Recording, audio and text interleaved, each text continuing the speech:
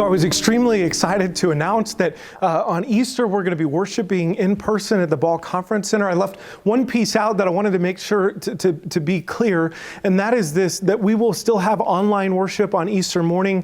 We'll still have online worship after that. So if this is the way that works best for you to worship, or you need to be cautious, or you're joining us from far away, know that Common Grace will continue online. We're adding the option to worship in person. And so I just want to make clear that is continuing. And if that's the best way for you to worship, that's perfectly fine.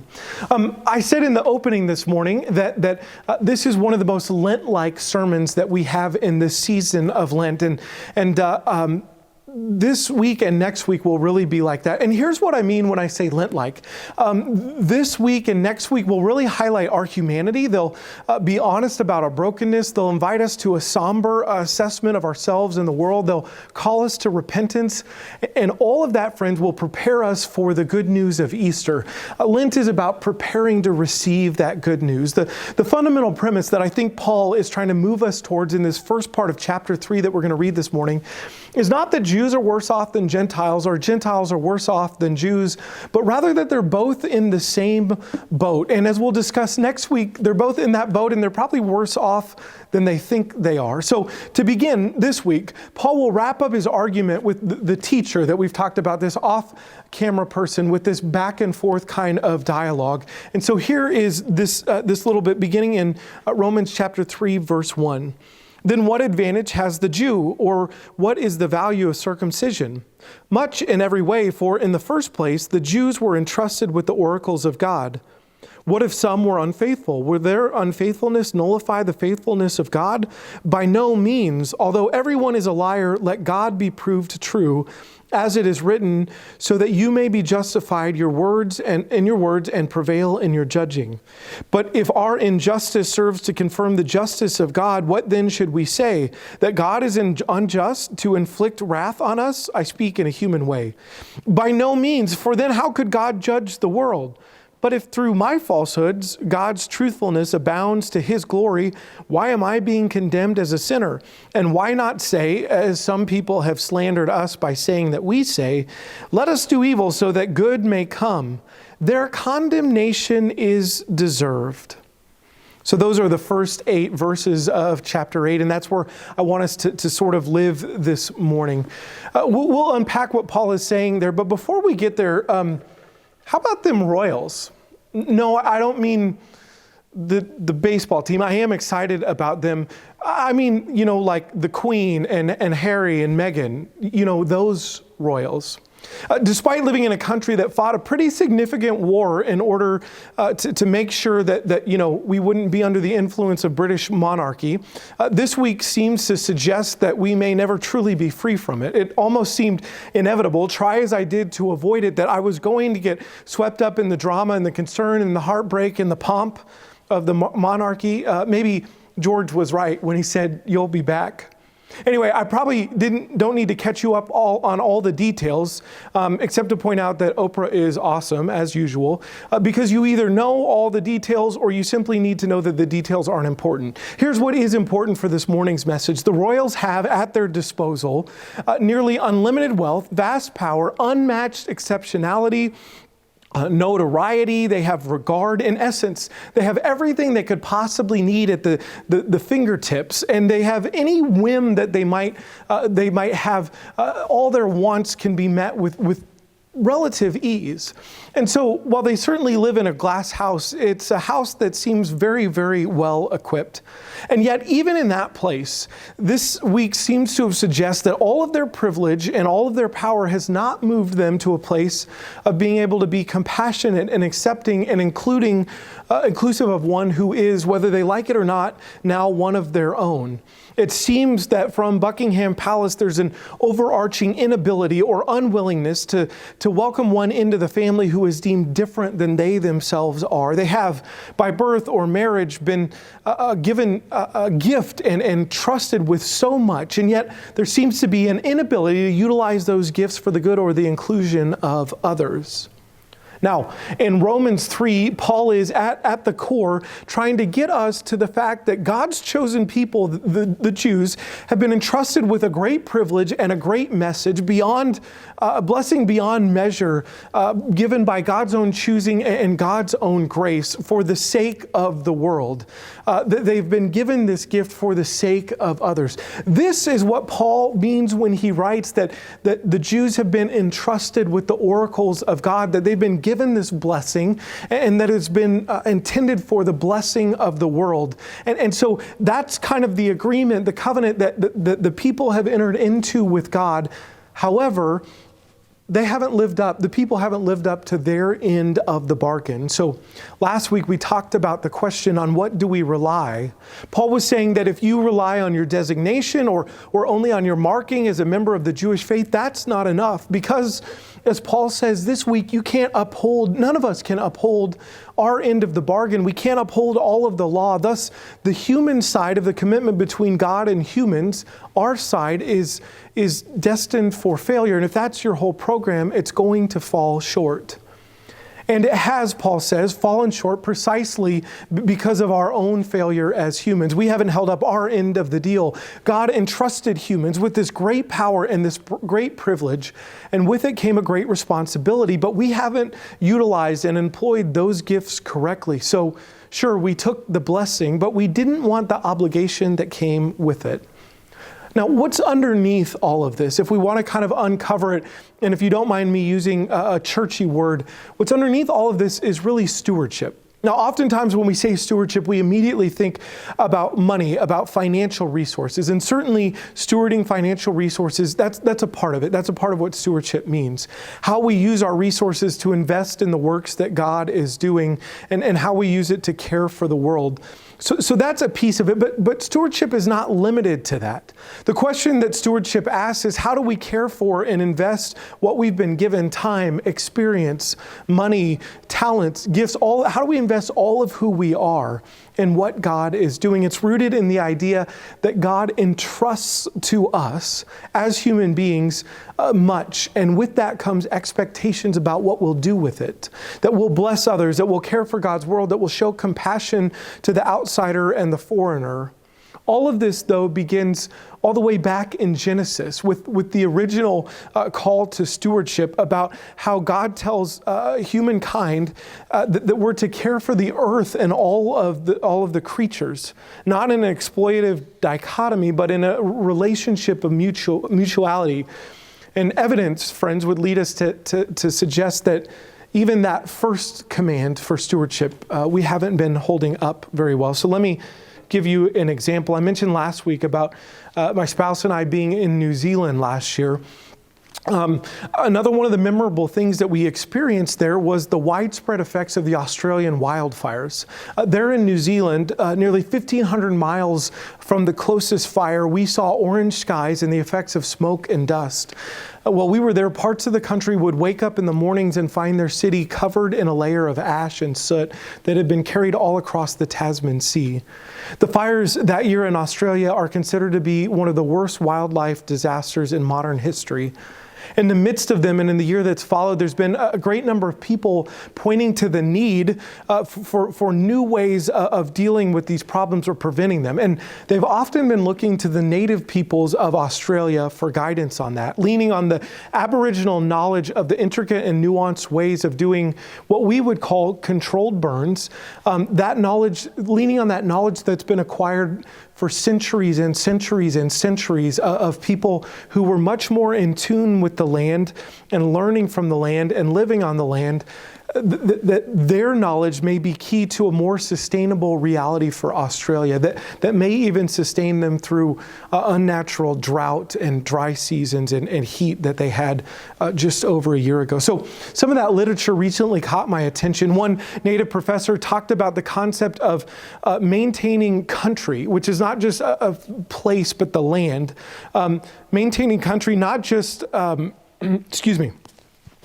what is central to everything we do as Aboriginal people. It's not just about what we can take from the country, it's also about what we give back to country. And then Artie Bettigary says that unlike Western fire practices, cultural burning, that's what we would call controlled burning, starts with a holistic approach and an understanding that everything is interconnected. Westerners call it an ecosystem. Indigenous Australians call it kinship, acknowledging the bonds between species both as functional and emotional. Western hazard burns are indiscriminate, while cultural burns are specific. Time coordinates with season, animal breeding times, plant seeding times, all of that to more holistically plan and prepare. So I bring all of this up for a couple of reasons. First, because the Australian wildfires were at least in part as intense as they were because of our failure to properly steward the gift of earth. Second, because the voice of those who have lived on the land for centuries speak of a better way to be a steward of the earth, to be in relationship to earth. They speak of a consciousness that even you and I could probably learn from and do well to hear. The third reason is because even the failure of the Western colonizers to relate well to Australia's native peoples points to a relationship that's been improperly stewarded. So friends, already we've talked about the royals as an example, how we might be challenged in welcoming people who are different, who speak differently or look differently. God repeatedly calls us to care for the foreigner and the widow. We've talked about financial resources and time and talent and experience, all of the things that God gives us to manage, to care for, that God gives us in trust, that we may use it for not only for ourselves, but for the blessing of the world. We've talked about the good but delicate gift of earth that God calls us to order and care for. What other things has God called us to God entrusted to us? I mean, in your life, what comes to mind? What particular experiences or gifts or knowledge do you have that God might be calling you to be a good steward of, that God might have entrusted you with? Well, we might talk about relationships. It's often relationships that sustain us in the most difficult times in life. And so we might ask how we're investing and tilling the soil of the most important relationships around us. This week, one of the best examples I could think of has to do with children. It doesn't have to be your own biological children. We could talk about it just as the generation that follows or the generations that follow. God has given us wisdom and gifts and a charge to bring up those who come after us. So how are we taking that gift and how are we taking the gift that God has entrusted us, even human life, and investing in it and building it and sustaining it and fostering environments where it can grow and be healthy? That could be one thing that we look at. What else comes to mind? If we believe that God is the creator of all things and that all things belong to God, then we could likely look at almost anything that we have in life as something that has been entrusted to us, not only for our own gain, but for the good of the world. We're called to be good stewards of it. All of this is rooted in the idea that we've been given something in trust. It doesn't belong to us, but we're called to manage it and care for it. Paul, already earlier in Romans, has called us to this. He's given us another example. Remember when he said in the opening of Romans that he was indebted to both Greeks and barbarians? This was our second week of the series, and we talked about how can that be? These are people that Paul hasn't even met. How can he owe them something? How can he be indebted to people that he's never met? He's never borrowed anything from them. And we said it wasn't that he took anything from them. Rather, it was Paul's way of saying that he'd been given something in order to deliver to those Greeks and barbarians, to deliver to those other people. This message of grace, this message of good news that for him was such a gift and such good news that he knew there was no way he could pay it back. All he could do was pay it forward. And so he felt compelled to share it with the whole world. That's the message that he'd been entrusted with, and he was going to share that. He was indebted to share that with the world. Friends, that's what we're talking about this morning. That's the kind of reality that we mean. So in today's reading, when Paul is saying that through the grace of God and Abraham's faithful response, God promises to bless the world. Abraham and his descendants, and we'll get into this in a couple of weeks, would be entrusted with particular gifts. In today's reading, they're called oracles, these messages And this was a common term in that day that you would sort of get an oracle from on high. So the Romans would have used this to talk about their various gods, and then a priest or priestess was entrusted with that message, not for themselves, but in order to go share it with other people. This is something that he's taking from all sorts of religions that are around them. But the people of God had been trusted with this particular gift, these oracles, and it was not for their own sake, but it was for the salvation of the world. They were to steward those gifts, most notably their relationship with God and the directives that God gave about how to order society and how to lead other people. They were to take all of that and to help lead the world to living in harmony, or shalom is the biblical word for it, in order that all might benefit from what God was doing through God's people, the Jewish people. That's all that's going on there. But the people didn't follow their part. We said earlier they didn't hold up their end of the bargain. They were falling short with what they'd been entrusted. And so it meant that the status or the sign of being in relationship wasn't enough. Calling yourself a Jew or even being circumcised wouldn't accomplish what God had in mind. So everything is lost, right? That's what we think of in contracts. If one side doesn't hold up their end of the bargain, then everything's off, everything changes. We just throw it out the window and start over. And that may be how it works in contracts, but that's not how it works in covenant. Things don't collapse when we fail to steward our resources correctly. Things don't just go to waste like some gift that's thrown out. Not in this equation. Even if some, and this is what we read, even if some of the Jewish followers of God were unfaithful, will their faithfulness nullify the faithfulness of God? By no means, Romans says. Because of God's own righteousness, the promise remains. And actually, it comes to fulfillment not after we get all of our ducks in a row, not after humans straighten everything up, not after we confess that we need it, that we clean ourselves up, that we get everything ordered properly. No, right in the midst of our failure to uphold the promise, our failure to live into the covenant, right in the midst of our failure to steward what God has given us, what we've been entrusted, right into that sinful world, the faithfulness of Christ is made manifest. And that faithfulness will stay the course no matter what faltering or rejection comes from the human side of the equation. That's just a foretaste of where we're going to go. Paul is hinting at that hope that we have. God will remain faithful to God's promises. So the question then is what about us? Earlier, we talked about the royals. As an American, I feel it's my patriotic duty to cast aspersions on the monarchy. Also, my wife has informed me that I'm #Team Meghan, so that's good to know, I guess. Now, as you know, I also sort of pointed at the faults of the Australians, which I think is okay. They're really far away, and they started as a prison colony or something like that.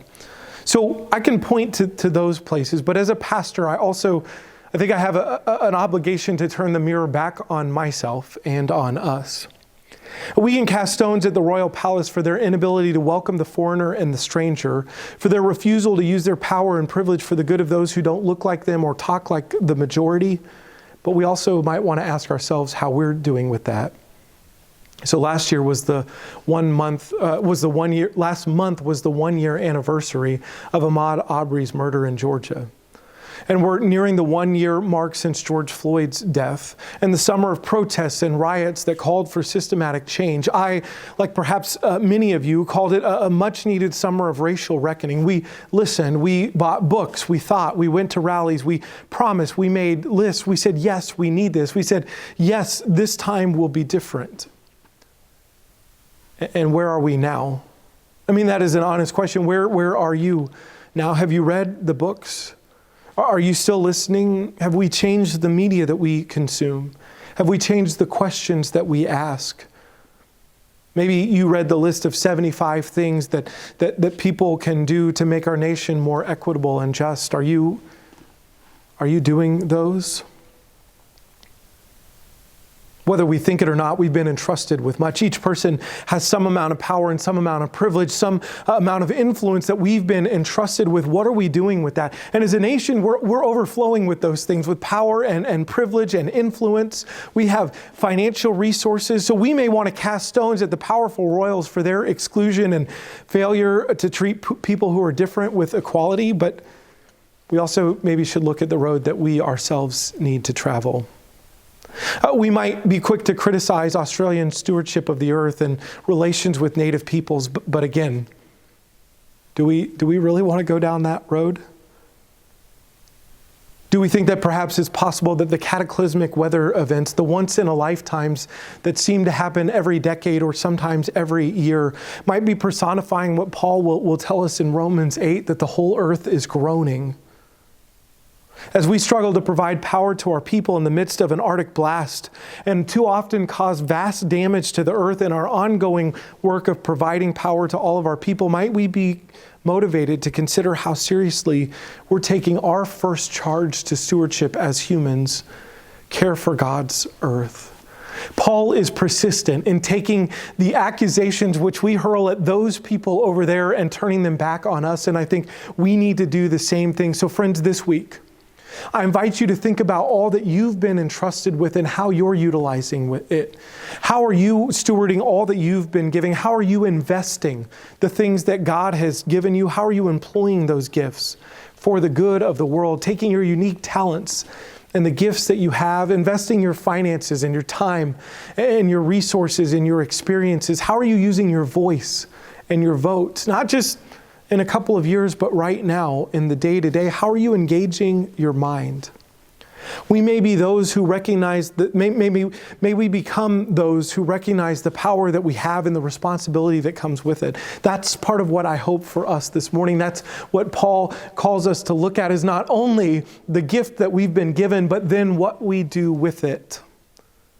May we be those who push our nation further towards equity and justice for all. May we dirty our hands in the ordering of God's great creation so that all types of life may flourish. May we be those who take that which has been entrusted to us and invest it in the good that comes for all of the world. May we recognize our blessings as gifts of grace, the result of God's own righteousness. And may we know that all of it's meant for the good of all of God's children and all of God's creation. May we put ourselves to the work of putting the world in a position that all may thrive. May that be our task this day and each. Amen.